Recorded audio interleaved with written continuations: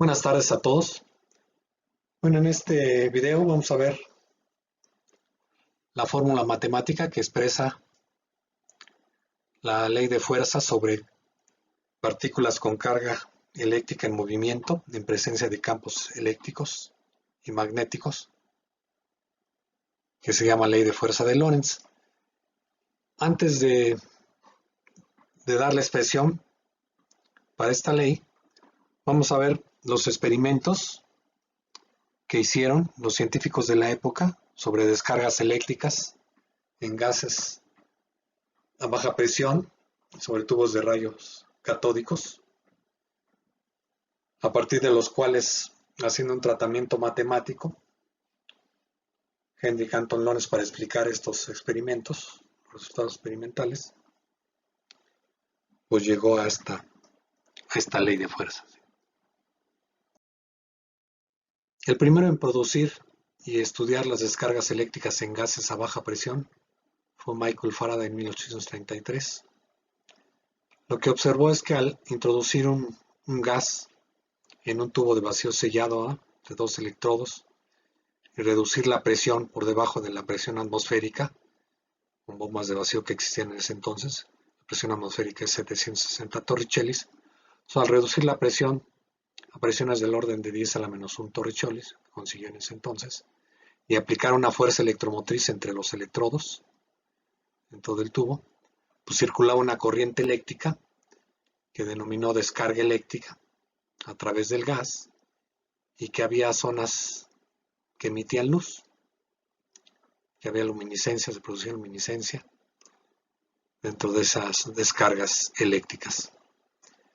En 1858, Julius Plücker, un físico alemán, tuvo la idea de acercar un imán al tubo de vidrio con una descarga eléctrica y observó que había una deflexión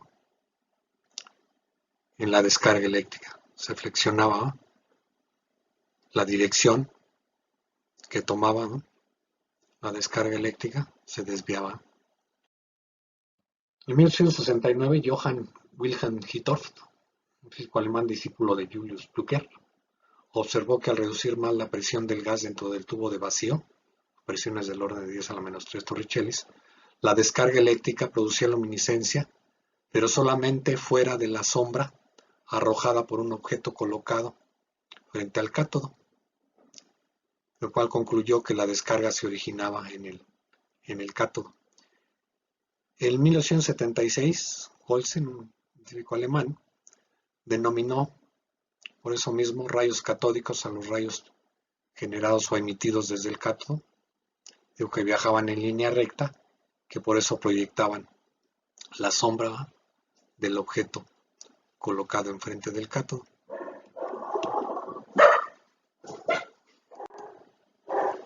En 1879, William Crookes observó que los rayos catódicos eran desviados por un imán.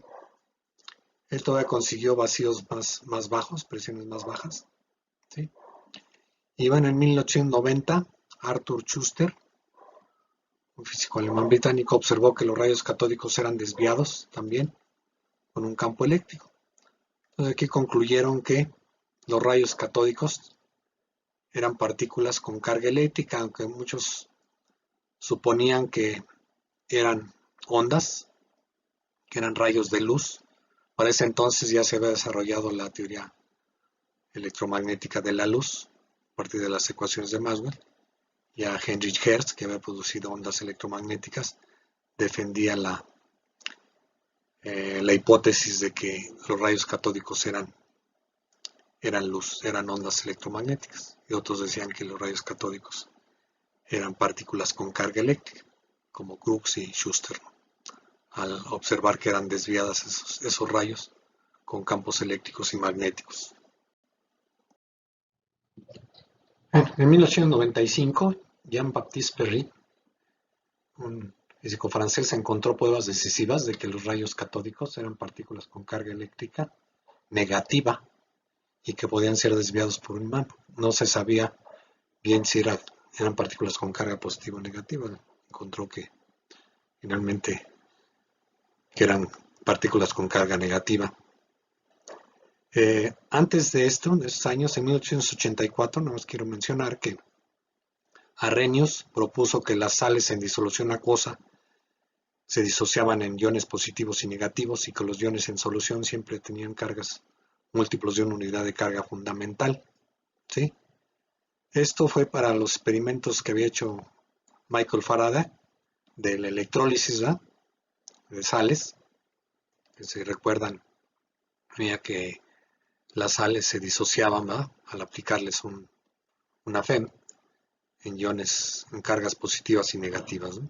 Arrhenius propuso esto, que había unas cargas fundamentales, y en 1891, 1894, en los estudios que estuvo haciendo también George Johnson Stoney sobre los iones en solución, y ya también un poco viendo sobre las cargas eléctricas que había en las descargas eléctricas. Él suponía que sucedía algo parecido que en las soluciones, y propuso darle el nombre de electrón a la unidad fundamental de la cantidad de electricidad. ¿Sí?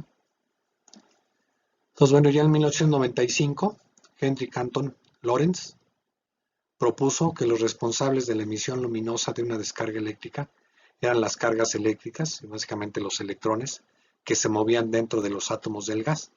O sea, él propuso que los átomos entonces no eran indivisibles, sino que estaban formados por cargas positivas y cargas negativas, que eran los electrones, que se movían ahí en el interior de los átomos y que al estar acelerados emitían radiación. Porque bueno, para ese entonces ya se sabía también que una carga acelerada radiaba. Entonces, entre 1895 y 1897, Lorentz y su estudiante Peter Seaman investigaron la influencia de un campo magnético sobre las líneas espectrales de radiación de gases. Eso se llama efecto Seaman, que bueno, él dio una explicación clásica, que no es del todo completa, ¿va? Ya posteriormente se hizo una explicación cuántica con la mecánica cuántica, pero por esta explicación, ¿va?, y por sus investigaciones les dieron el Premio Nobel de Física en 1902. Fue el segundo premio Nobel, ¿va?, que se otorgó.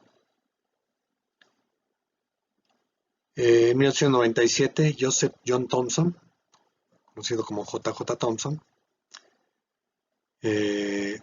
haciendo experimentos con tubos de rayos catódicos, ¿va?, campos eléctricos y magnéticos cruzados, hizo el descubrimiento del electrón, ¿va?, encontró la relación carga-masa de los rayos catódicos, que ya se preveía que eran electrones, y bueno, se le adjudica a él el descubrimiento del electrón, aunque en realidad pues hubo muchos científicos como Lorentz, ¿va?, y Seaman, que ya prácticamente estuvieron a punto de hacer este descubrimiento, ¿no? Y bueno, a JJ Thomson le dieron el Premio Nobel de Física en 1906 por este descubrimiento, ¿no? La explicación teórica de todos esos experimentos fue formulada por Lorentz, y bueno, el tratamiento matemático fue a partir de la expresión matemática para la fuerza sobre una partícula con carga eléctrica Q que se mueve con velocidad v bajo la aplicación de un campo eléctrico y un campo magnético. Y la expresión es esta, la ley de fuerza de Lorentz.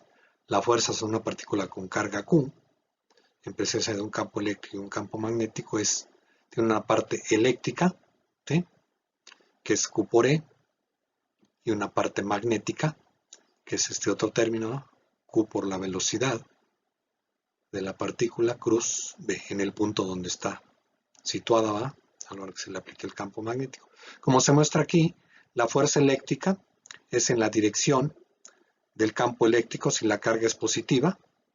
Aquí hemos puesto el caso de una carga positiva. Y la fuerza magnética es perpendicular tanto a la velocidad de la carga como al campo magnético, siguiendo la regla de la mano derecha. Sería B cruz B, siguiendo la regla de la mano derecha, me quedaría un vector en esta dirección, ¿verdad?, hacia arriba, perpendicular tanto a la velocidad como al campo magnético. Si la carga es de signo contrario, aquí la carga es con su signo. Si la carga es de signo contrario, la fuerza eléctrica es en dirección contraria a esta dirección que hemos puesto aquí. Y lo mismo sucedería para la fuerza magnética. En el caso de si es un electrón, la fuerza magnética iría hacia abajo, porque la carga es negativa, y bajo este campo magnético, y la fuerza eléctrica sería también en esta dirección. ¿Sí? Bueno, también suele expresarse la ley de fuerza de Lorentz factorizando la carga, ¿sí? Para ver simplemente cómo es este término, ¿sí? Y aplicar para muchos experimentos y explicar muchos fenómenos con campos eléctricos y magnéticos perpendiculares también entre sí, que se llaman campos eléctricos cruzados. Bueno, la ley de fuerza de Lorentz, además de ser una ecuación fundamental para el electromagnetismo y la electrodinámica, tiene aplicaciones muy importantes, sobre todo para casos de campos eléctricos y magnéticos cruzados, son perpendiculares entre sí. Por ejemplo, el descubrimiento del electrón, el experimento de descubrimiento del electrón de J.J. Thomson, la determinación de la relación de la carga-masa del electrón se hace a partir de la ley de fuerza de Lorentz, considerando campos eléctricos y magnéticos cruzados, perpendiculares entre sí. El ciclotón, que es un acelerador de partículas cargadas, es una aplicación de considerar el movimiento de partículas cargadas que se mueven perpendicularmente a un campo magnético y que se aceleran a partir de un campo eléctrico que es perpendicular al campo magnético. Vamos a ver. Otra aplicación es el efecto Hall, que es un efecto para determinar el signo de la carga eléctrica y la concentración de portadores de carga en un semiconductor. Una aplicación importante es el espectrómetro de masas para medir la masa de los iones presentes en un gas compuesto. ¿Sí? Bueno, pues muchas gracias. Aquí termino este video. Hasta luego.